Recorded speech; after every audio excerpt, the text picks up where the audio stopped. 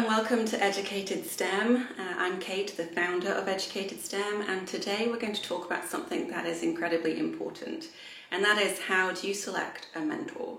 And so I know that as I film this, a lot of you will be doing rotations and considering whose lab to join, or you've just started graduate school and you may be considering a non-lab based mentor. But this advice will be fine for whether you're a lab-based person or not. And it also works whether you're a graduate student, an undergrad, a postdoc, or someone else. So don't just turn off if you're not a graduate student who's currently considering what lab to join, because this is going to be a very important decision. But first of all, if you are, if you've just started graduate school, it's something to take very seriously. Who you are going to let guide you for the next 4-5 years, however long it normally takes for your program. Because it's not just the length of your program that your mentor will be with you. They're going to be with you forever, which sounds like it might be crazy. But you're going to be wanting this individual to give you potentially career advice. It's going to be very beneficial if they can let you know whether their friends and colleagues have opportunities, whether they're going to be willing in order to do that, whether they know about funding notices, whether they're even willing to write you letters of reference, whether it's for a potential new job or for a new grant or funding opportunity. So it's not just for the next short amount of time in your career, so 3 to 5 years. This person is going to be potentially helping you for well over a decade. So taking a little time now to think carefully about who you select will definitely help you in the future. So I'm going to start talking as if it's a lab-based, because that's what I am very familiar with. I am a biochemist. But again, just, if you're listening to this, just don't think about the lab.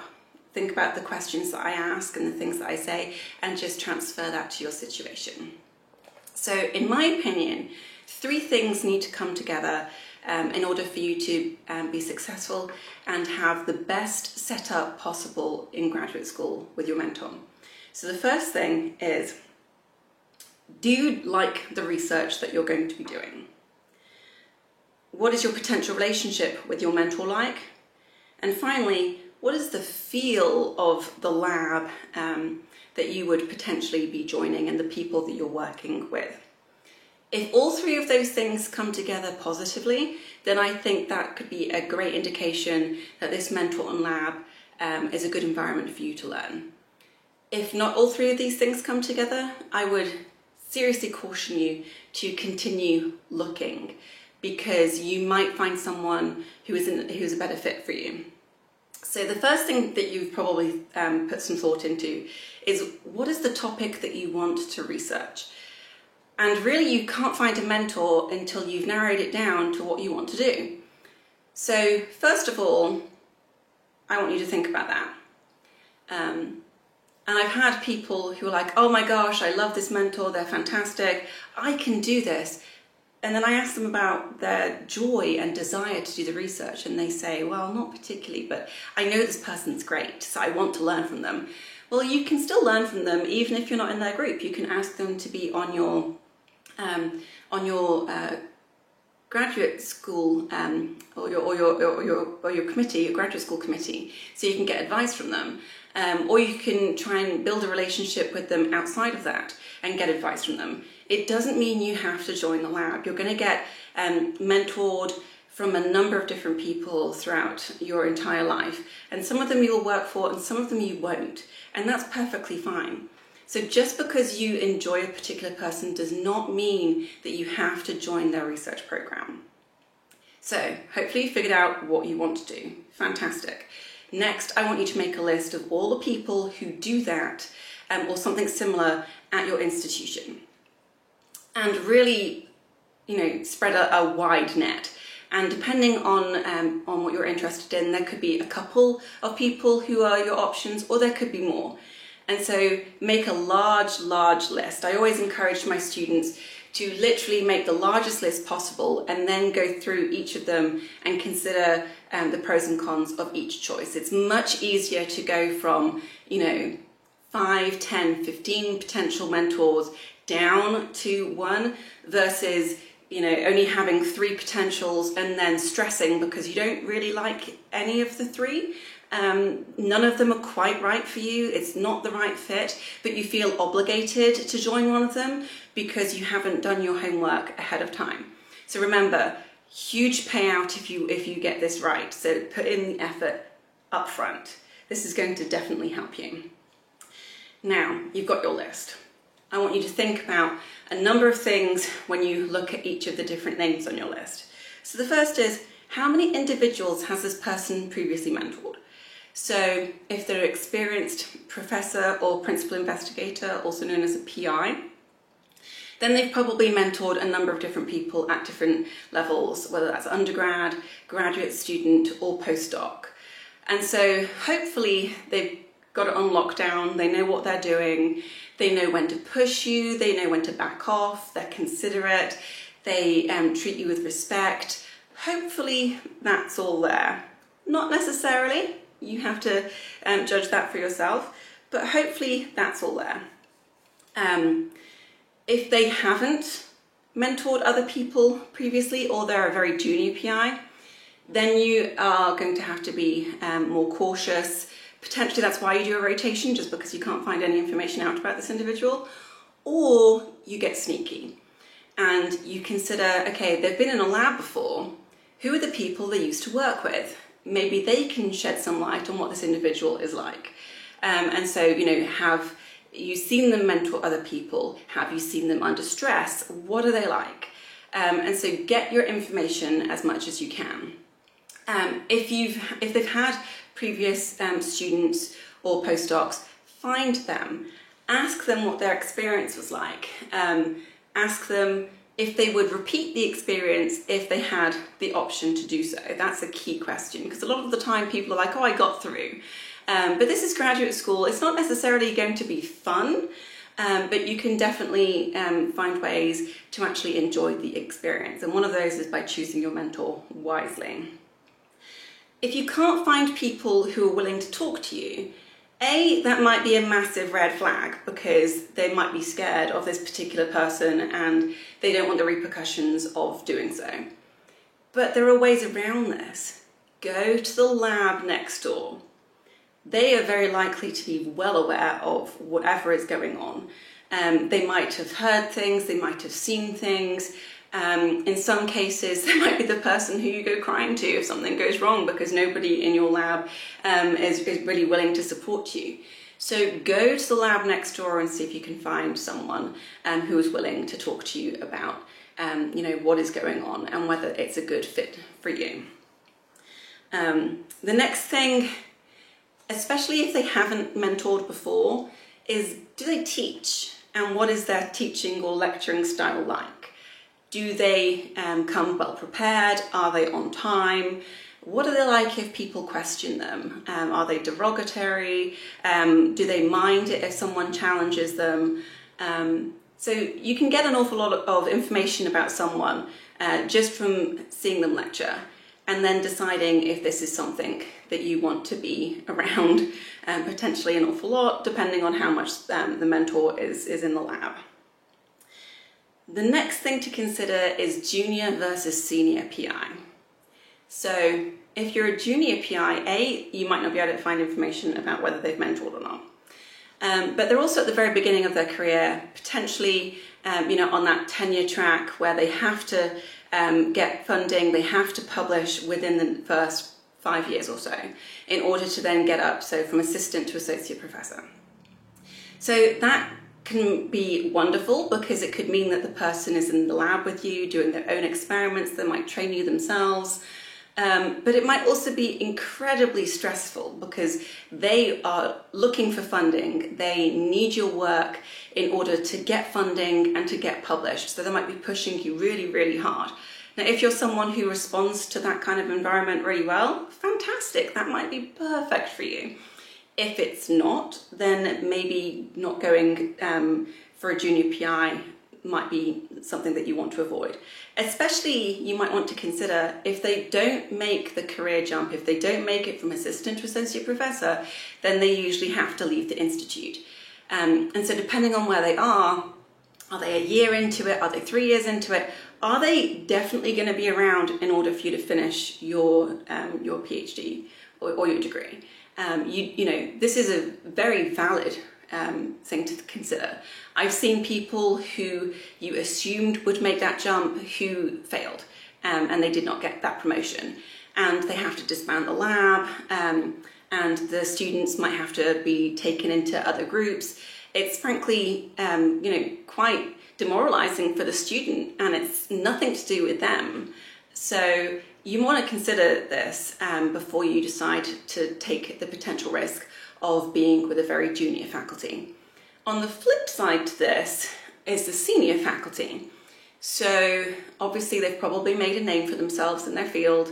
Hopefully they can introduce you to lots of their colleagues, they can get that networking in for you. You know, they know how to write papers, they've got loads of funding, all sounds wonderful. But how frequently are they in the lab? Are they someone who goes to multiple conferences and therefore isn't available for you? If they go to conferences, is there a junior person in the lab who kind of looks after everyone, who does the training? Who is going to be looking after you in that instance?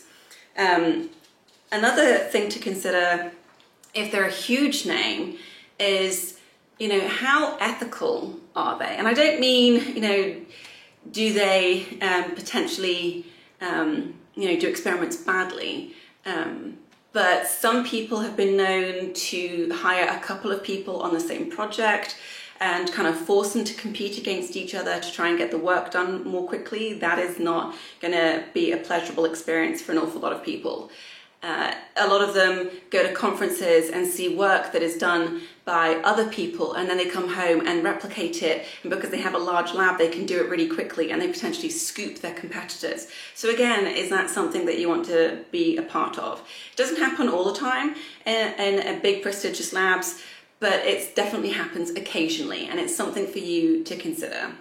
Especially if you are one of the people who gets scooped, it definitely sucks. So it's just something for you to have in the back of your mind. So predatory PIs, they do exist. And remember, just because they've become a full professor doesn't mean that they're an amazing mentor. It just means that they've done everything in order to be promoted. So they have a well-known funding track record. They have published well. You know, they might have scored decently at lecturing, if that is taken into consideration, which it isn't in all places when it comes to promotional packages. So just consider that. Just because they're a full professor does not mean they're an awesome mentor. So again, it's something for you to consider. So I want you to step back and think about what you need. So we've considered junior versus senior PI, we've considered whether they've mentored before. Now I want you to think about yourself. How independent are you? How confident are you that you can kind of swim on your own without any issues? Because you are going to want to find a mentor who has this sort of training style that will suit you. If you're exceedingly independent, you don't want to work for someone who's going to micromanage you. But if you need a little bit more confidence, then you might want someone who is going to be more available to you, who's going to make more suggestions. So really think about what you need, and then have that in the back of your mind as you go through and continue doing your research. So hopefully you've now figured out from your huge list if you have a few people that are becoming better contenders. So I then want you to go out and either meet with the professor, meet with people in the lab, meet with people who've previously worked for them, meet with the lab next door, and consider answers to a lot of these different questions. So the first of is, how approachable is the mentor? Do they have an open door policy? Do you have regular meetings with them? How available are they going to be for you? And now, especially if your mentor is a potential MD, PhD, they are going to have patients as well, so they might be super, super busy. So again, how much exposure do you expect and desire from your professor? Are they going to be able to do that for you? Who provides the training in the lab? Is it someone that you gel with? Do you feel comfortable learning from this individual? Or are you literally expected to figure out this on your own? What is the lab like? What are the kind of hours that they work? Are evenings and weekends standard? Do they expect you to come in on holidays? This sort of thing. You need to figure out what you're willing to do and then find a lab that hopefully has that kind of hour and work ethic that you want to follow.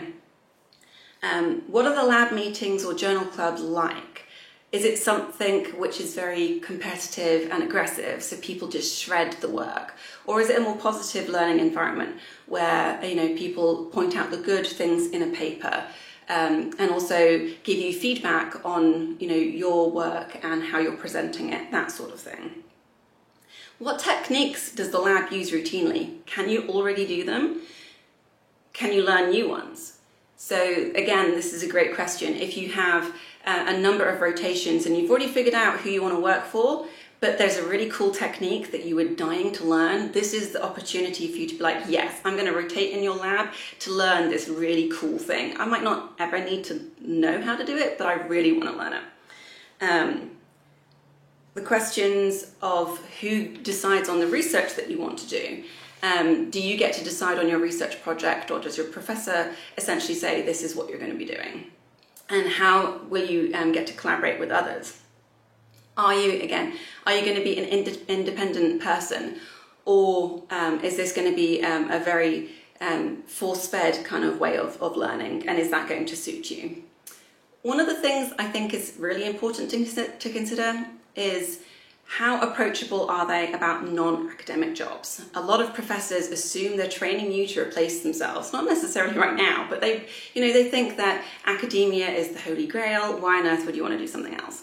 That's changing now that a lot of people have realized that there aren't as many academic jobs as people getting trained, but that mentality still exists. So if you think you might want to do a non-academic career, are you comfortable working for someone who is only interested in you becoming a professor? Because how uncomfortable is it if you decide to do something else and then they're not willing to give you a letter of reference, because as far as they're concerned, it's a waste of their training. So again, are they going to be open to that idea? Are they going to allow you to be trained in other things? Are they going to mind if you go to seminars on campus about alternative careers and things like that? How much money does the professor have? Now, this is something that is a little challenging. You can't exactly say, show me the money, but you can try and get around and figure out how much cash they have. So you can go to certain websites. So if they're NIH funded, you can go and actually find that out. Or you can ask roundabout questions. If I decide to join your lab, are you able to accept me? Is a kind of polite way of saying, do you have the money? And so you also want to know how successful they've been in getting funding. So again, if they're a full professor, they've probably done this a number of times, but someone who's a little more junior might not have the stability of funding. And having worked for someone who didn't have a lot of money, it kind of sucks, because you're prevented from doing the most amazing work that you want. So I actually went from a well-funded lab to a not well-funded lab, and then at my next job I ran back to an exceedingly well-funded lab because I realized that I could not do the sort of work that I wanted to, because we simply couldn't afford it. And you don't want to be in that situation. Are they supportive of you going to conferences? What do you need in order to go to that conference? Do you need to get your own funding? Will they give you the money themselves? Do you have to present if you go to conferences? What expectations does the professor have? Do they have a requirement, like they expect you to publish every single year, that you mentor certain people? What are those expectations, and are you willing to do so? And then a key thing for me is for your advisory committee, who gets to choose them? Is it you? Hopefully it is. Do they advise you on who they want? When it comes to your external advisor, do you get to choose that person? Again, very important to know that going in. And hopefully through discussing with other people, you can figure this out. Now remember, if someone gives you their experience, it isn't necessarily going to be the same for you. So I had been told that my PI was a bit of a terror. He was my teddy bear. It wasn't true at all, but I knew that from my gut feeling. And so one of the things that I want you to do is go with your gut. If you meet your PI or potential mentor or other people in the lab and your gut is doing this weird jumpy thing and you're just not comfortable, it is trying to tell you something. And I would say do not override that gut instinct at all. I've done it a few times and I have lived to regret it. I always think, I'm more experienced now, I can do this. No, if your gut is trying to tell you something, absolutely listen to it.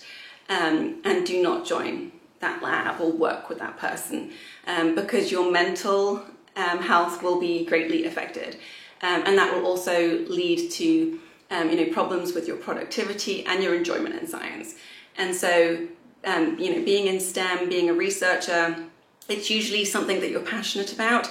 So don't let choosing the wrong mentor or working in the wrong lab suck that out of you, because that is just a waste. And, frankly, hopefully if you do your research ahead of time, you can choose the right lab, you can choose the right mentor for you where that won't happen.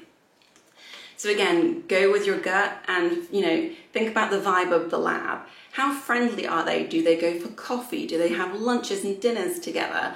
Do they appear to be friends? Do they know things about each other's lives? Or, when you walk in, is the lab completely silent and nobody talks about their private and personal life? So again, if that's the sort of area that you want, if you want to be completely closed off and not tell anyone about yourself, fantastic. If, however, you want to work in a friendly environment, you might want to think about something. So the question is, now that you've gone through all of these things and you have put some thought into it, do these three things line up? Do you like the research? Do you feel comfortable and like the mentor? And do you feel comfortable and like the lab and the people in it and how it operates? If all of those three things come together, you are golden, in my opinion. It doesn't mean that things won't change down the line. People leave labs and that can greatly affect how it feels. But setting yourself up for success by taking the time right now to think about things will hopefully mean that you are having, or that you're able to have a good learning experience, a good research experience through your graduate school. I don't like it when people tell me, I hated graduate school for all of these different reasons. I loved graduate school. I had a great mentor. I might not have appreciated everything he did at the time, but my God, once I moved on and was mentored by other people, I truly appreciated him and wish I'd gone back in time and told myself, don't moan about that. He's actually fantastic. So, hopefully follow my advice. Put some thought into it, because taking a little longer time now thinking about these things will be very beneficial. Changing lab, at some point in your program or as a postdoc, it's possible. But to do it in a gracious way where you don't nuke those bridges, it can be quite challenging. So taking a little bit more time right now to consider these things is better than doing the finagling at the back end to try and get you out of a bad situation. So I hope that helps. I have a document on my Patreon page which talks about mentoring and things that you want to consider. I encourage you to go in and download that. I have some mentor blogs on my website, educatedstem.com. So again, let's have a discussion. If you want to comment below about your experiences mentoring, or if I've missed advice that you think is very pertinent, pop it down in the comments below. Please subscribe to the page if you find what I'm doing helpful in any way. And I hope that you all have a wonderful mentoring experience. It really should be. It's a beautiful thing if it's done well. So thank you.